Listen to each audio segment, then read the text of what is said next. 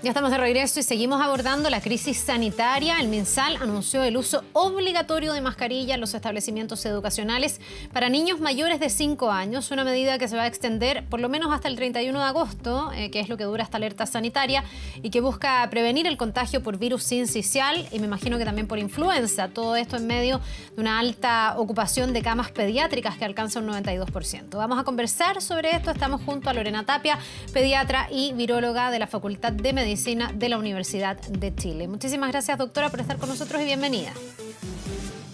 Hola Carla, ¿qué tal? Buenos días. Buenos días. ¿Es una medida correcta esta que ha instaurado el MinSal de exigir mascarilla para los niños mayores de 5 años?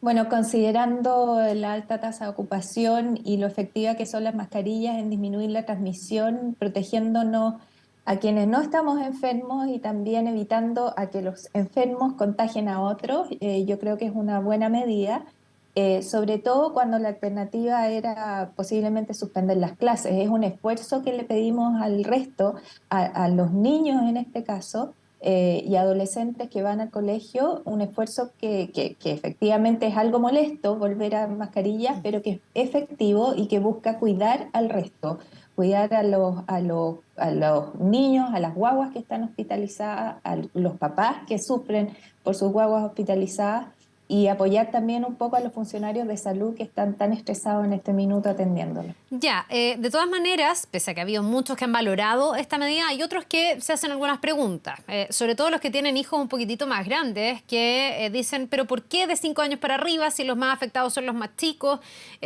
Tomando en cuenta que para no todos los niños es tan fácil adecuarse nuevamente a la mascarilla. ¿Por qué este grupo etario? Bueno, porque quienes contagian a esas guaguas son precisamente los más grandes y se ha comprobado que la gran causa de enfermedades en los niños chiquititos, en las guaguitas, en los hermanos menores, son quienes van al jardín, al colegio y traen de vuelta los virus respiratorios a las casas. Hay mucho contagio de virus respiratorios en jardines infantiles, en los establecimientos educacionales, en nuestros trabajos. Si nosotros nos damos cuenta, cuando llega un niño enfermo a una sala de clases, un niño que tampoco tiene las precauciones de taparse la boca al toser, ¿cierto? De estar muy pendiente de eso, rápidamente aparecen varios otros niños más. Y es ahí donde aparece esta cadena de contagio que finalmente llega a los más afectados, que en este momento son las guaguitas, pero también podemos afectar a otros niños, a otras personas adultos con factores de riesgo, a nuestros abuelos, que también son pacientes de riesgo. Ya, y nosotros, los adultos mayores de 18 años, ¿no somos un vector de transmisión de virus? Es decir, yo no me puedo pegar, no sé, el virus sincicial, a lo mejor ni siquiera manifestarlo y pegárselo a mi guagua, ¿o eso también pasa? Sí, eso también pasa, los adultos también nos tenemos que proteger, sobre todo cuando estamos expuestos a aglomeraciones, visitas al mall, bueno, a lugares de atención de salud, en nuestros mismos trabajos con mucha más gente también nos podemos enfermar. Ahora, los niños se enferman en frecuencia más que los adultos, Ujú. enfermarse, ¿cierto?, de infectarse con virus. Es mucho más frecuente que nuestros niños estén resfriados que nosotros nos peguemos muchos resfríos en el año. Ya, pero ¿y que Si bien nosotros transportemos virus? también somos susceptibles, nosotros los adultos es un poco menos. Y donde más se produce el contagio y los brotes es en los colegios y donde los niños pasan muchas horas juntos con otros que pueden estar enfermos. Ya, lo que pasa es que también yo me pregunto si es que esto no debió extenderse al transporte público, al metro, no sé, a los lugares aglomerados, porque me ha tocado ir al mall, por ejemplo, a los supermercados y la verdad es que hay muy poca gente usando mascarilla, solo se queda en la recomendación, digamos, pero le estamos poniendo obligatoria la mascarilla a los niños y no a los adultos. ¿Por qué? ¿No sería bueno también que los adultos usaran obligatoriamente mascarilla?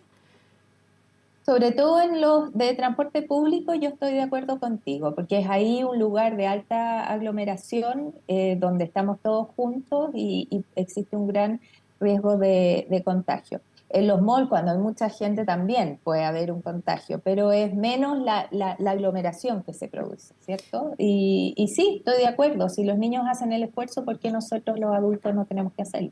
Ya, a lo mejor quedó ahí como cojo en ese sentido, o yo me preguntaba si a lo mejor estaba constatado que los niños enfermaban a los niños más chicos de una manera más grave, pero en el fondo todos podríamos transmitirle un virus grave a una guagüita, en este caso un lactante, un Sí, niño.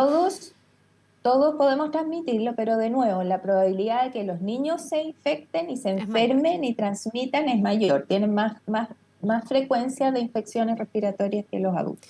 Doctora, ¿y qué se hace con los niños debajo de los 5 años? Hay algunos que están en el colegio, en los niveles más chicos, digamos, hay otros que van al jardín. Hay que mandarlos, no mandarlos al jardín. Aquí nada es solo lo sanitario. Esto se acompaña también de otras consideraciones, de la pérdida, por ejemplo, de lo que significa el desarrollo, el aprendizaje, cuando yo no llevo a mi hijo al jardín, pero otros dicen, mira, la situación es tan crítica que mejor guárdalo en la casa. ¿Cómo saberlo como papá? ¿Cuál es la recomendación? Bueno, por eso mismo se pone como todo en la balanza, ¿cierto? Hay algunos niños menores de 5 años, entre 3 y 5 años, por ejemplo, que pueden tolerar eventualmente mascarillas. Entonces, si es que hay algún chiquitito que pudiera usarlo, pudiera ser también una recomendación.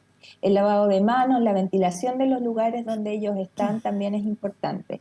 Y de no ir a la cuna, bueno, es un poco también con quiénes están en contacto, quiénes viven con esos niños. O sea, efectivamente en esta situación con una familia que está con guaguitas muy chiquitas, ¿cierto? Es bastante probable que si seguimos mandándolos al jardín, a la sala cuna, en estas semanas que son críticas, ¿cierto? Pudiera haber un contagio de vuelta. Entonces, podría ser recomendable según las condiciones que se den en cada familia. Es un poco lo que les explico también yo a mis pacientes. Si es que tienes la posibilidad de evitar estas semanas, enviar solamente por estas semanas a tu niño a la sala cuna donde están todos resfriados, ¿cierto? Evítalo. Si esa no es la posibilidad, bueno, en los lugares de jardines infantiles y salas cunas, el lavado de manos, evitar el contacto estrecho es otra posibilidad. Doctora, hay quienes se preguntan si es que la estrategia es buena, pensando en que una de las explicaciones para la violencia que han tenido los virus en este invierno es que durante la pandemia nos encerramos, nos aislamos y nuestros niños hoy día tienen menos memoria inmunológica. Y ha habido papás que me dicen, puta, es que de nuevo estamos sacando a los niños, estamos diciendo que los dejemos encerrados, les estamos poniendo mascarilla, estamos evitando que se enfermen. ¿Cuándo van a agarrar la inmunidad o esta memoria inmunitaria en el fondo? Y también me ha hecho reflexionar que puede tener cierto sentido. ¿Cómo ve usted aquello? Porque aquí hasta cuándo vamos a tener que optar, cuando hay circulación de virus, de guardar a los niños más que se expongan y vayan ganando inmunidad. Es muy buena la pregunta y está muy correcto, ¿cierto? Nosotros en algún momento tenemos que intentar volver a la normalidad y volver a que nuestros niños y nosotros mismos también quedamos con una suerte de deuda inmunológica. Claro. Y puede ser que también nos estemos enfermando más que antes por el uso de mascarilla. Ahora, esta medida es una medida extrema, ¿cierto?, en un periodo crítico. O sea, lo ideal es que no hubiéramos llegado a esto y que no tuviéramos la saturación de camas que pudiéramos haber tenido, o sea, que tenemos en este minuto. Pero, claro, nosotros tenemos que intentar en los próximos años tener, bueno, visibilizar un poquito más las infecciones, esperemos que los virus vayan llegando, no todos juntos, no con la intensidad que vinieron en este año, pero mientras tengamos esto y en este año y en estas semanas en particular vamos a tener que hacer este esfuerzo. Es una medida, como te digo, de salvataje. Ojalá no la tuviéramos que haber implementado por lo mismo que tú dices, pero dadas las condiciones que hay de saturación en los hospitales, es algo que hay que hacer por proteger a esas guaguitas y al personal de salud que está tan estresado. Ya. Doctora, hablando de la memoria inmunológica, digamos, ¿hay forma de poder prever o determinar si es que un niño resistiría mejor o no los virus que están circulando? Se lo pregunto, por ejemplo, gente que me ha dicho, es que mi guagua ya tuvo sincicial y le pasó súper poco, entonces presumo que es como fortachina y podría eventualmente resistir bien una enfermedad porque ya tengo un antecedente, obviamente. O lo mismo con la influenza. O la verdad es que no, y estos virus se comportan distintos y pueden ser nuevas cepas y a lo mejor antes estuvo sincicial bajo, leve o no tan grave, pero ahora se podría agravar mucho más. ¿Hay forma de que los papás ecualicen eso? ¿O aquí siempre es mejor estar de preventivo, digamos, y ser más alaraco que relajado?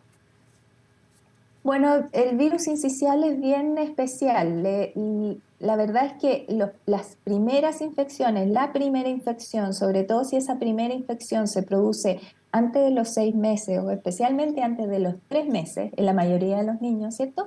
Puede dar con más frecuencia neumonias y compromisos respiratorios más graves. Ya. Después hay un porcentaje de niños menor, que cuando ya se enferman cerca del año, cerca de los 2 años, un porcentaje menor, ese porcentaje que termina hospitalizado por neumonía. Existe ese porcentaje y probablemente estos años estamos viendo un porcentaje mayor en esos niños por esta deuda inmunológica, pero uno podría esperar eso. Entonces, si una vez un niño ya tuvo sincicial, el año pasado, por ejemplo, y este año ya tiene cerca de 2 años, la posibilidad que caiga hospitalizado por ese virus es bastante menor, ¿ya? Y así sucesivamente, y nosotros cuando nos afectamos por virus sincicial en esta época, los niños escolares más grandes o los niños o nosotros adultos, nos enfermamos con un resfrío, más bien un resfrío común, no Ya. es difícil hospitalizarnos. Y volvemos a ser de riesgo cuando llegamos a la edad adulta mayor para el sincicial.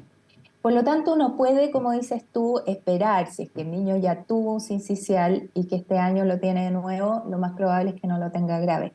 Pero de nuevo, lo puede tener y puede contagiar al otro y Claro. podemos no terminar esta cadena de contacto y de nuevo estamos usando la mascarilla para proteger al otro también. Eso es lo importante.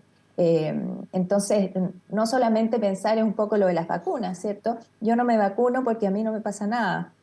No, nos vacunamos para que no circule también el virus, que no circulen los agentes infecciosos y que finalmente como población nos protejamos y tengamos menos problemas a nivel sanitario. Ya, pues esa mirada comunitaria es súper, súper relevante y le da harto sentido a estas medidas que se están tomando, por Muchísimo. ejemplo, el uso obligatorio de la mascarilla. Muchísimas gracias, doctora Lorena Tapia, pediatra, viróloga de la Facultad de Medicina de la Universidad de Chile, por habernos acompañado esta mañana.